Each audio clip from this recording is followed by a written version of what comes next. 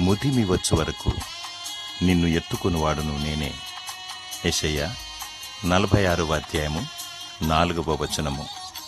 పుట్టింది మొదలుకొని ప్రాణాత్మ దేహమును భద్రపరుస్తూ కాపాడుతున్న దేవునికి స్తోత్రములు. ముసలితనము వచ్చాక పిల్లలు తల్లిదండ్రులను మర్చిపోతారు. భార్య ప్రభావం ద్వారానో భర్త ఒత్తిడి ద్వారానో వృద్ధ తల్లిదండ్రులను వేరు స్థలములో లేక ఆశ్రయములో ఉంచుతారు. నవమాసాలు మోసి కనిన తల్లిని, కంటికి రెప్పగా చూసుకున్న తండ్రిని కడవరకు చూడరు. వారు చూపిన ప్రేమ అనురాగాలను మరిచిపోతారు. తల్లిదండ్రులను సన్మానించాలి. కనీసం వారిని సంతోషపెడుతూ కాస్త గంజిపోస్తే చాలు. అనాథలుగా మిగిలిన వృద్ధులకు వాగ్దానమిస్తున్నాడు దేవుడు. ముదిమి వచ్చు వరకు ఎత్తుకొనువాడు దేవుడు.